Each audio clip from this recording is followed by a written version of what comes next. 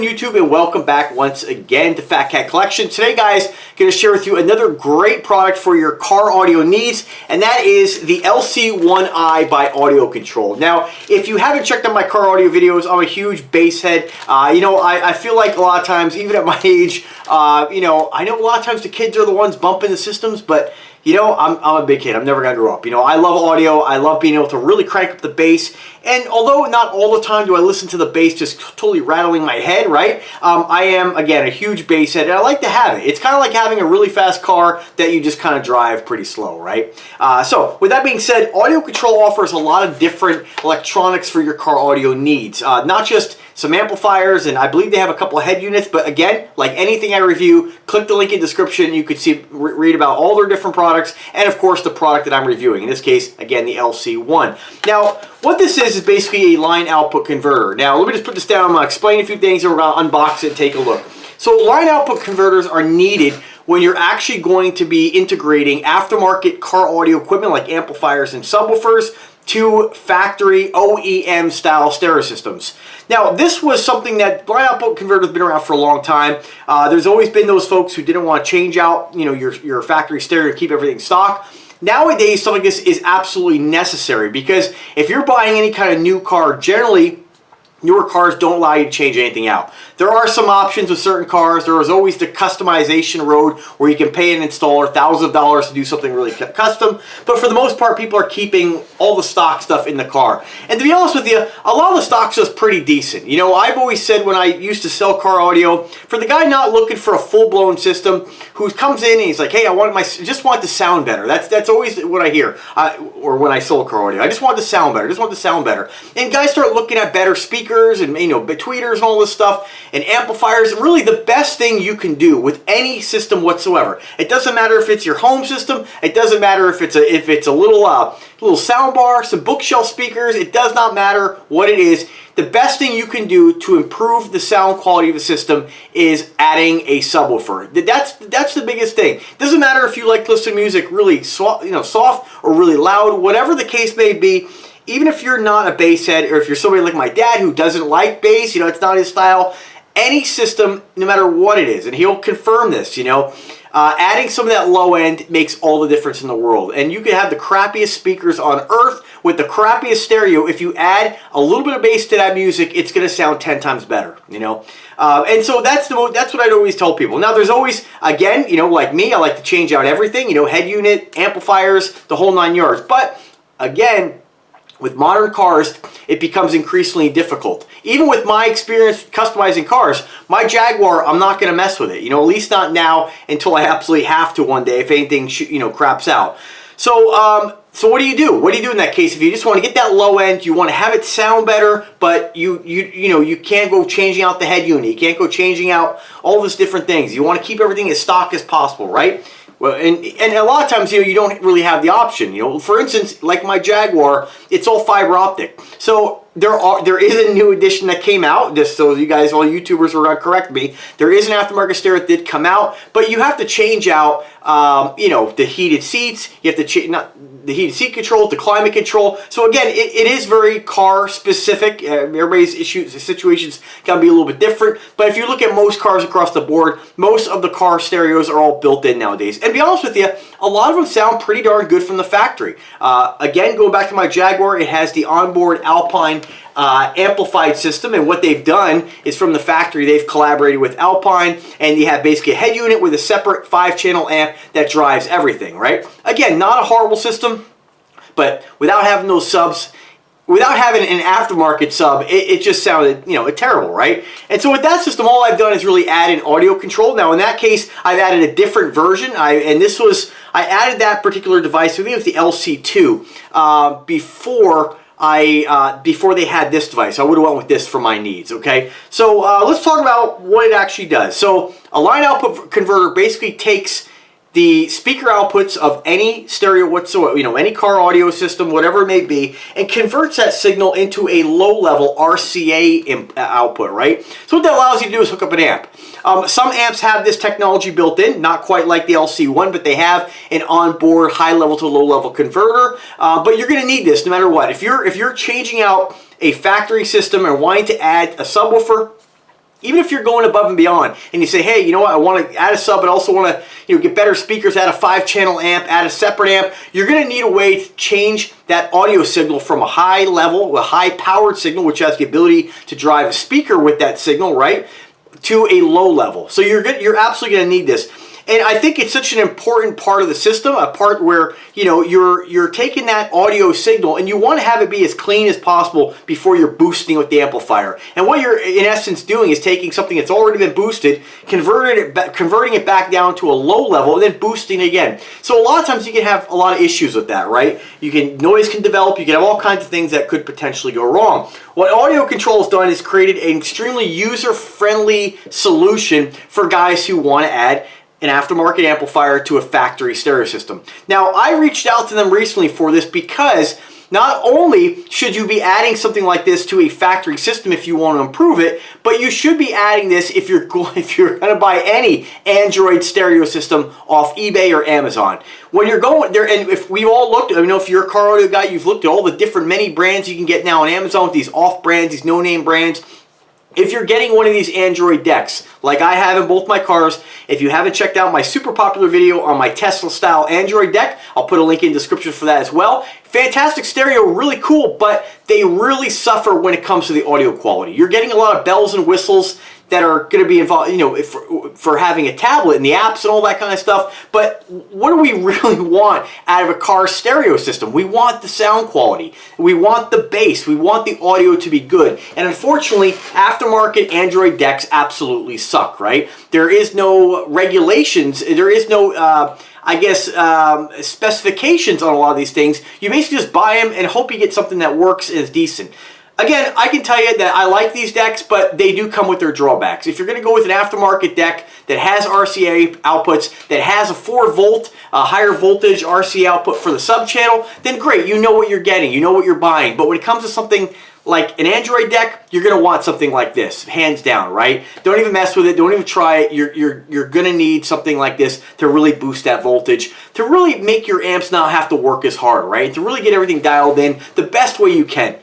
It's a small addition. You're already spending a couple $100s for an Android deck. Spend the extra $80 in this case and get one of these. Get a high quality line output converter, and that'll really make your system that much better. So let's talk about it. So I mentioned two things. You have high level speaker outputs. You're going to convert that signal into a low level for an aftermarket amp. In my case, those Android decks already have an RCA out. So what we're going to do is basically still run that RCA out. We're going to keep that low level signal, but we're going to feed it right into the audio control. So we're going to talk about that. So here it is here. Again, this is the most basic item or line output converter that Audiocontrol sells, and it's all you really need. Now, they do make the LC2, and what that does is allows you to adjust the bass output, because some of the aftermarket or some of the car audio companies, strike that, some of the factory OEM systems nowadays, as you turn up and believe it or not, they do this. I don't have this problem in my Jaguar, but a lot of cars do. As you turn up the volume, the factory system actually starts to roll off the bass. And so what happens with that is they're just trying to save the speakers. They're trying to, you know, make sure that the system lasts for a really long time and not have people not overdrive their little tiny 6.5s with extra bass, right? We've all done it. We've all turned the bass to 10, right? We've all done that when you're trying to get something out of a small speaker that it's just not designed to really do, right? Again, add an amp. So with something like this, what the LC2 does is that there's a point at which as you turn up the volume, the factory system starts to turn down the bass. What the LC2 does, you set that threshold where that starts to happen, and the LC2 turns the bass back up. It changes the bass in the music so you don't lose that bass output. If you don't have a system that does that, if you're getting an Android deck, that definitely won't do that. You're going to want this one. So again, guys, if you're buying an Android deck, I know I'm saying a lot here, but the main point of this video is if you're buying an aftermarket no-name brand Android deck, get the LC1i, right? So let me crack it open here. We're going to talk about, it's very simple, very easy to hook up. So, very small, it's great. You can put this right behind your dash. A lot of the Android decks don't have a DVD player or a CD player, so there's lots of room behind them. You can put this right behind it if you want. Only downside is for the adjustment, you'll have to get it tweaked and adjusted and then put it back together. But if you're going to do that, great, that's what I'm going to do with mine. So what you have here is you have your Molex cable, which is really nice to be able to pre-wire this up, get it ready to go, have everything tapped and you know, for your 12-volt power, your ground, and your remote in or your remote out, and then just plug this right in. We're going to talk about remote in and out as well. You have your speaker output, so if you are going to adapt a factory system with an aftermarket amp, these are the inputs you're going to use. You're going to tap in to one of the speaker leads. In this case, your left and right. So if your car does have a sub output, like my Jaguar did, I just tapped into the left and right of the sub output in the rear deck and removed those speakers. Nice thing about this too is if you have an amplified system, right, that's putting out more than your 45 watts or 50 watts, this will handle up to, I believe, 400 watts of power. So those $20 ones by PAC and those other brands, you're not going to be able to do that. You're going to want, get this. You're not going to want to get, I know you can save money, get the cheaper one if you're using line output converters. You can use the one built in your amp if it has it, but this is designed to run up to 400, again, I believe 400 watts. So if your car is already factory amped and you don't know it, this is going to work for you. So just don't mess around with it. Get the quality one, right? And it does have the Molex plugs as well. Great to be able to remove this, and you know, you're not pre-wiring it, and then let's say you have a problem or you got to swap something out, whatever it may be, this makes it very easy for the install. Now you have your line inputs. This is what I talked about when it comes to Android decks. If you're going to get an Android deck and it already has the RCA output, because remember, if you're adapting this to a factory system, you're going to use those speaker wires in, and it's going to change the signal right here on the output to an RCA. That'll go to your amp. If you're not doing that, in my case, you're trying to clean up the signal, boost the signal from an aftermarket Android deck, you're going to run that RCA right out of the deck, right into the LC1. And then you're going to run your output then into your amp. So let's talk about what you're going to do then. So I'm going to talk also about the load select, the trigger mode, and the ground isolation. So these are extra features you may or may not use. So the load select basically, and I have their manual open right now so I don't make any mistakes here, is if by some chance you're hooking this up to a car, and again, factory stuff does some odd stuff sometimes. There are certain vehicles that when you disconnect those speakers, if the system doesn't detect a load, or, you know, and we'll consider the speaker the load, if it doesn't detect that, it won't send audio. Now, I don't have any vehicles like that. You may have that. So it's great. Let's say you go through all the hassle of hooking up an inexpensive $20 line output converter. Your system has that, doesn't work. Now your car's all ripped apart, and now you don't know what to do. So with something like this, you already have a contingency plan in case your car has that. And that's what you're going to do with the 2 ohm setting, right?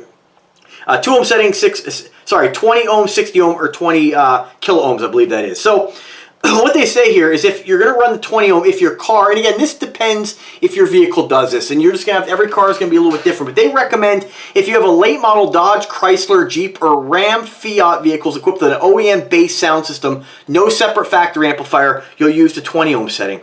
Then they say for the 60 ohm, best suited for late model Dodge, Jeep, Ram, Fiat vehicles equipped with the separate amplifier. So to me, I would think that because I have a Jaguar, and that does have the separate amplifier, I might use it if this was going in the Jaguar, okay? Because it does have an amplified system, okay? And of course, the 20 kilo ohms, this is good for, they say recommended for all, recommended setting for line level inputs, okay? And for any other application. So when they say required setting for line level inputs, they're talking about what I'm going to be using. So I'm going to be hooking this up to an Android deck. I'm already going to pop that switch down to that setting, the lowest setting, because that's what they recommend for line level inputs, okay? Now for line level inputs, now for this is the great thing about this. This is what makes it super easy. Now when you're adjusting your stereo, guys, newbies, when you're adjusting your system, and I do it anyway, when you're adjusting it, the gains on an amplifier are not volume controls, okay? You're supposed to set those gains based on the output. You're supposed to level match that from the signal coming into the deck, okay? Or coming into the amplifier. Sorry, I just have to log back in here. Okay? You don't just crank that up until you're like, ooh, it sounds great. And a lot of guys do that. I do it too. When I'm underpowered, I do that, right? So what you're technically supposed to do, what's great about this, you want the maximum clean signal coming out of your deck or out of this into your amp. So however you're hooking this up, whether it be speaker inputs or like me, Android deck line level inputs, what you do is you find the spot where your deck distorts, right? Now, there's many ways you can do that. You can use an oscilloscope, you can use a Steve Mead distortion detector. If you don't have that, generally 75% is safe on most decks. I like to kind of do it by ear. And what you're going to do is basically put in a 40 hertz test tone.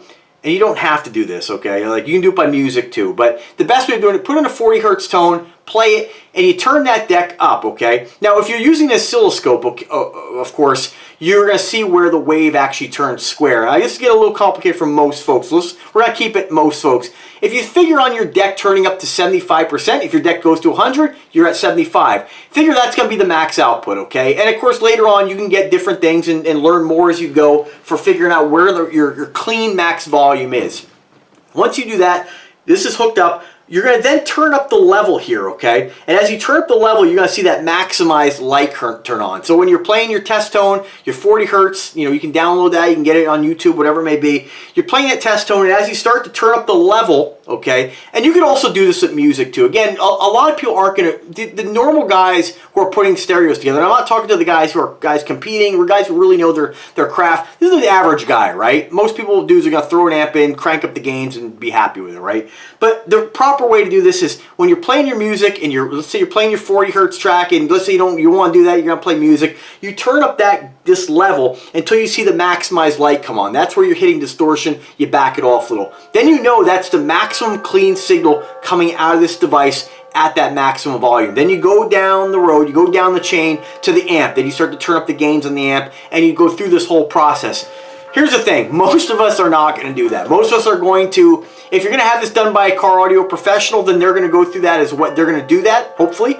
But for the average guy, we're going to hook this thing up, and we're going to turn this up until we see that light. And I call it a dummy light. It just allows you to know when that signal's getting distorted coming to the amp. And you're just going to have to play with it, right? So what I love about this, again, is what I'm going to do the proper way. I'm going to figure out using an oscilloscope with a 40 hertz test tone with some cut RCAs where my Android deck distorts. Once I find that point, I'm going to back it down. Let's say that's volume 25. I'm going to hook this up, and then I'm going to go turn that deck to 25, play that 40 hertz test tone, then I'm going to turn this up until you see the maximized light come on. Once it's on, that's my max. That's my max clean signal. Sure, you can crank the volume past that, but now you're starting to get a distorted signal. So you want to stay within that light, okay?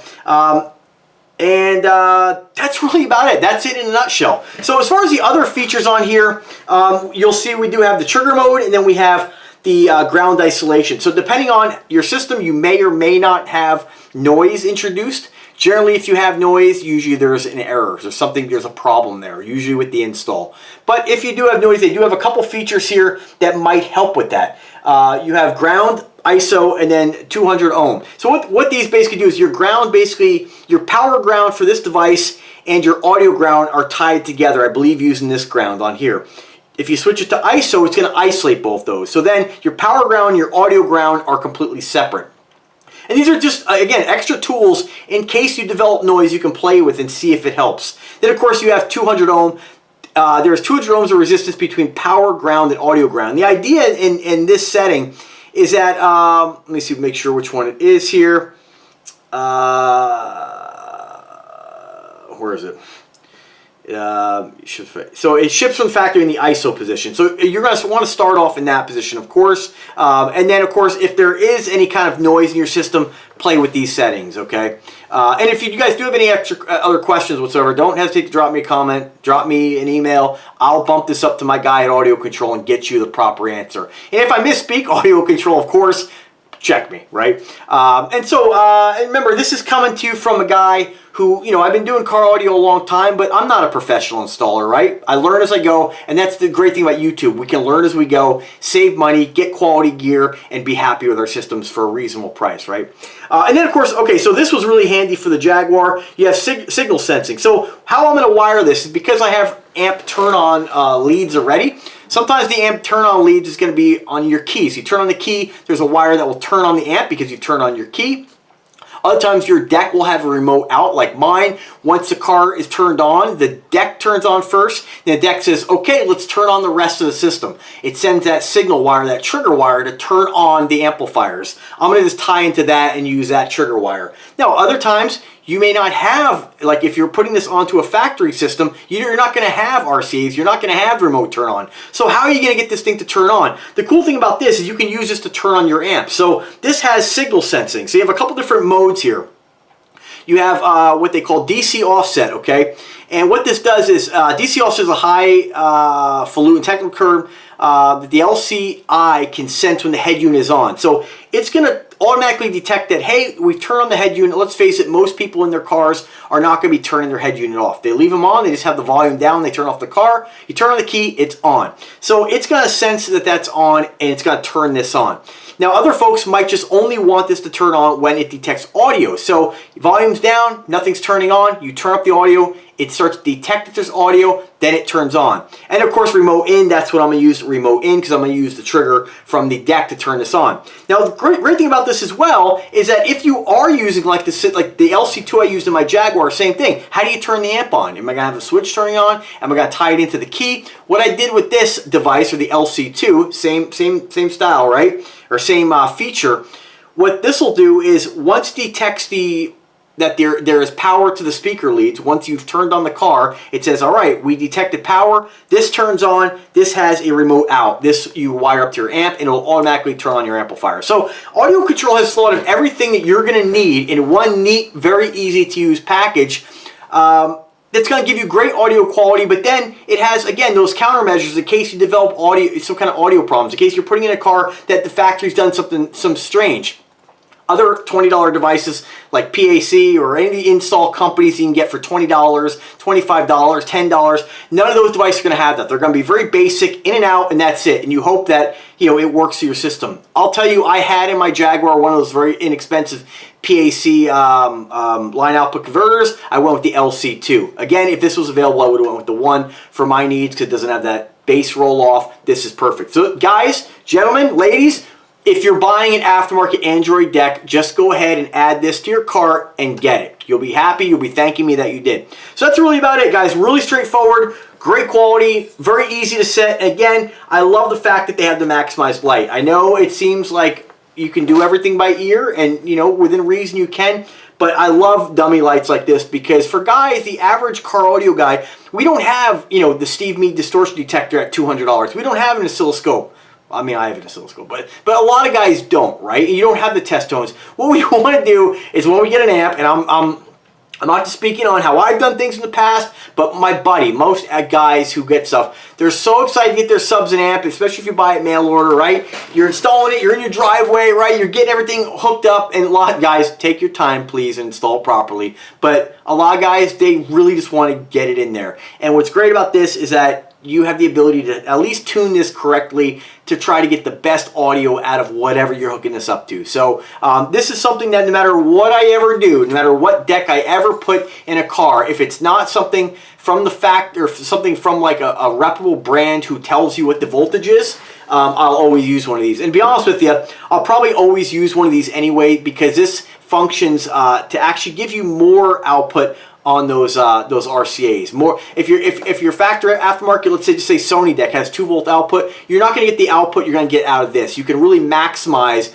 that audio signal with something like this because it is in essence a line driver. A line driver is up the voltage. So I highly recommend this thing. And there's not many people making things that are, again, this user friendly, this level of quality. And again, you're spending the money on the amps, you're spending the money on the subs. This is an extra component that you're going to want if you're adding a system to a factory stereo system or an aftermarket Android deck that really we don't know what, unless you test all the stuff, you don't know what voltage that those RCAs are putting out. And I can tell you that a lot of the guys who I've seen on YouTube testing these things, they all say the voltage is under 2 volts, which is really terrible. It just makes your amp have to work harder. So don't be dumb. Get one of these. You'll thank me for it. If I can help you guys in any way, drop me a question, drop me a comment, drop me an email. I'm always here to help. I want to thank Audiocontrol for their generosity. They were awesome. Nate over at Audiocontrol, I dropped him one email and bam, within a day he's back. He's like, yeah, man, we'll hook you up. So I really appreciate that. Audiocontrol is a company that I've always liked. They've been around for a while, and I look forward to collaborating with them again